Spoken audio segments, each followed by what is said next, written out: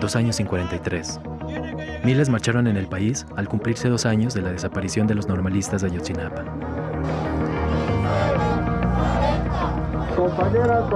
Hay 130 en prisión, incluido el alcalde perredista José Luis Abarca y su esposa, María de los Ángeles Pineda Villa. La versión oficial señala que fueron asesinados y sus cuerpos incinerados y lanzados a un río. El grupo interdisciplinario de expertos independientes refutó la versión por inverosímil. En medio de la desconfianza, las autoridades anuncian la intención de realizar un nuevo peritaje. Con la participación de organismos internacionales, sobre todo de la Comisión Interamericana de los Derechos Humanos. Bueno, recuerden que ustedes nos pueden acompañar también a través de Facebook. Estamos en Facebook Live para que siga la señal, la transmisión de En Controversia a través de la dirección de Canal 44. Recibimos sus mensajes vía WhatsApp en el 33 22 42 06 90, 33 22 42 06 90, y además, por supuesto, sus comentarios a través de las redes sociales en Twitter, @Canal 44 TV. Esperamos su participación. Y bueno, 2 años y no nada más se van esclareciendo las cosas, se complican cada vez más.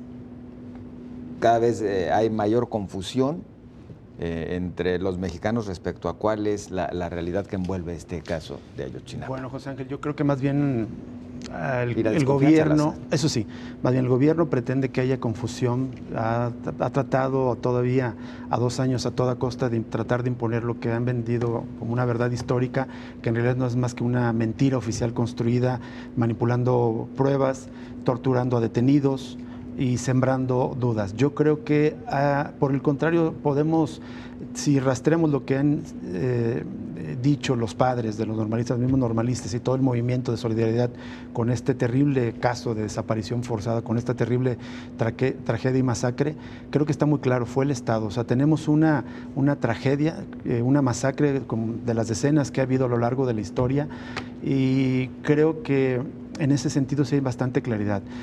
Ayotzinapa es algo muy importante en la historia de este país, en la historia reciente de este país, porque creo que nos obligó a millones de mexicanos a enterarnos que estamos parados prácticamente en el precipicio, que hay una guerra, que estamos en una situación de barbarie. Imaginarse que policías estatales o municipales, en este caso 3 policías municipales confirmado, operaron junto con el crimen organizado para detener a los muchachos, para asesinar a 6 esa misma noche, a 3 estudiantes, uno de ellos desollado, por cierto, torturado y desollado, a otros 3 civiles, desaparecer a 43 en una ciudad que no es pequeña, que rebasa cualquier ciudad media del estado de Jalisco, con un centro de operaciones C4 donde estaban vigilados. Ellos estaban monitoreados, que llegaron antes incluso de llegar a Iguala, en ciertas casetas, desde las 6 de la tarde aproximadamente. Es decir, hay muchísima claridad si tú vas siguiendo distintos reportajes periodísticos de compañeros que han ido aportando revelaciones muy interesantes. Si sigues el trabajo del grupo interdisciplinario de expertos independientes, que hicieron 2 informes contundentes que desmoronan cada uno de los puntos centrales de la supuesta verdad histórica o de la versión oficial, creo que le quedan las cosas bastante claras. Se trata de un hecho de una masacre donde nos confronta a millones de mexicanos que estamos parados frente a una guerra. Cuando se dice guerra, a muchos les parece exagerado. Yo quisiera citar algunos datos para ver si nos cambia un poco la perspectiva. En el gobierno de Felipe Calderón se asesinaron a más de 132,000 mexicanos de manera dolosa. Con Enrique Peña Nieto van 78,000 hasta agosto de este año. Oficialmente hay más de 28,000 desaparecidos.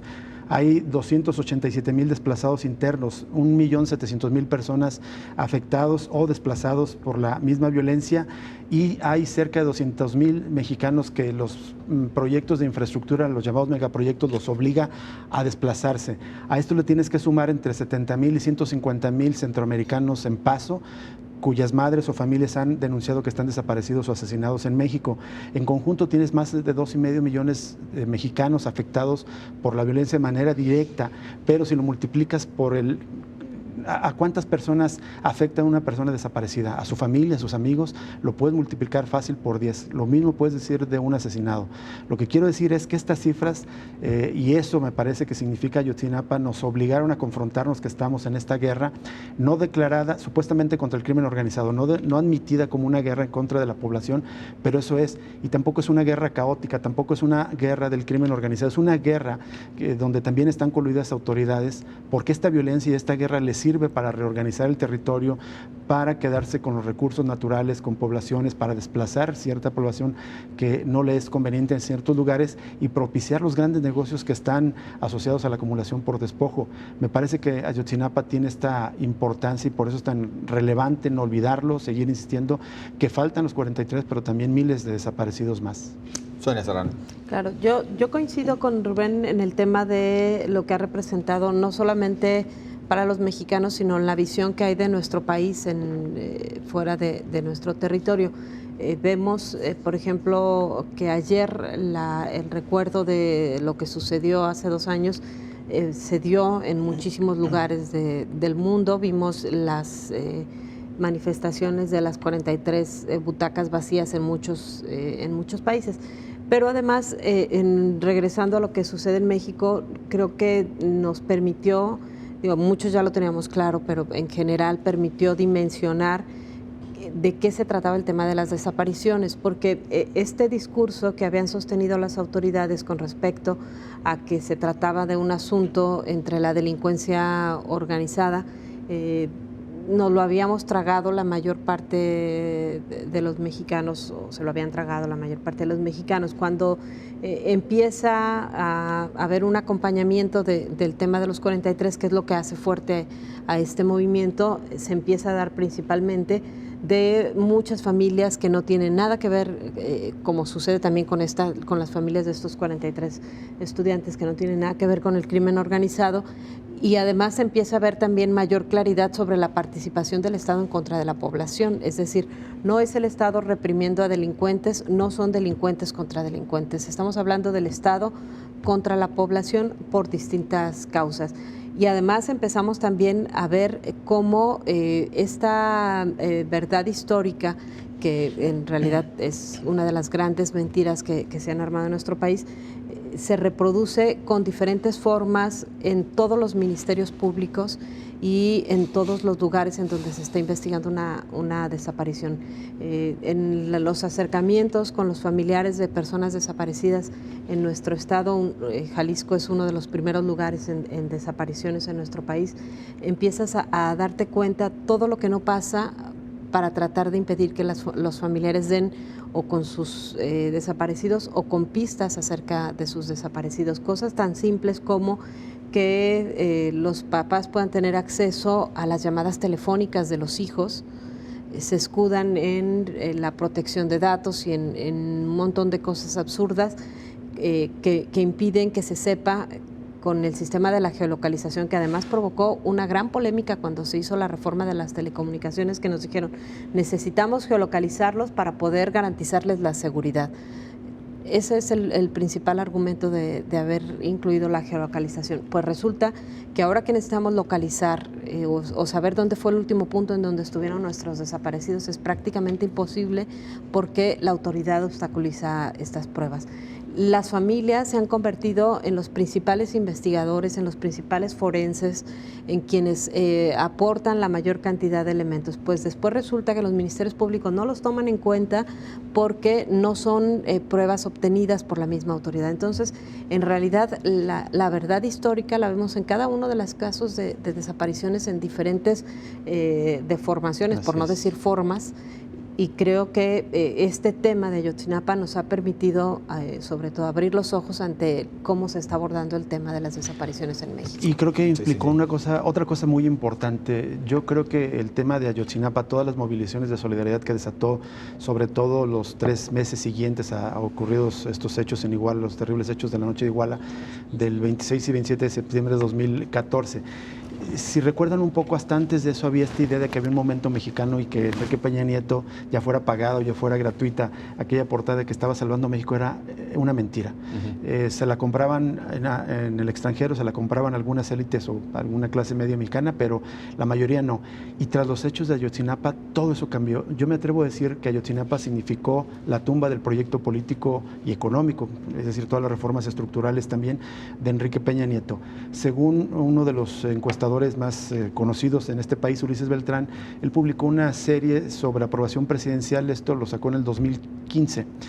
Entonces ahí medía cuánto bajó Enrique Peña Nieto después de los hechos de Ayotzinapa. Fue una caída brutal en la aprobación.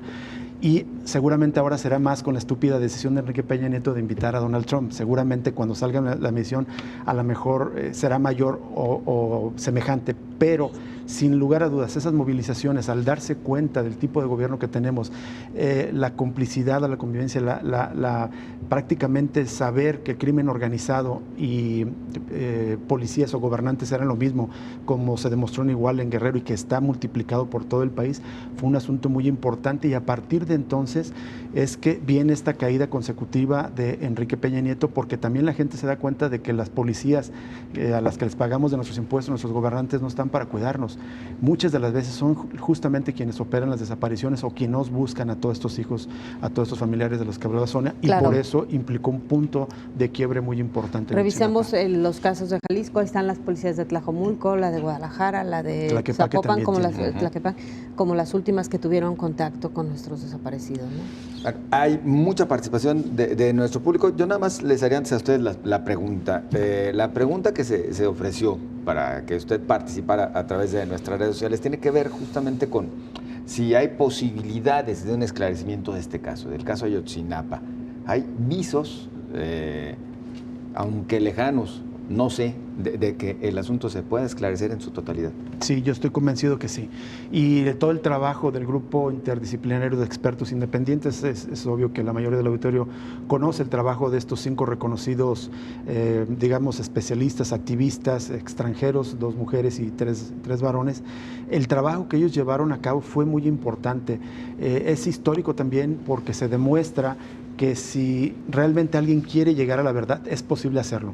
Pero ¿qué pasó? Bueno, pasó que a principios de este año, poco antes de que concluyera el segundo mandato de los integrantes del GIEI, se desató una campaña, evidentemente desde el gobierno, desde el Estado, en contra de los integrantes del GIEI, con filtraciones malintencionadas, con mentiras en varios medios oficialistas, y todo eso para preparar el camino de su salida. ¿Por qué razón? Porque ellos podían llegar a la verdad, y lo que me parece claro, es decir, sí se puede llegar a la verdad, pero del otro lado lo que está bastante claro es que Enrique Peña Nieto no quiere llegar a la verdad, ni su anterior procurador, que ya salió, ni esta procuradora. Es falso que quieran llegar a la verdad. Hay encubrimiento y hay impunidad.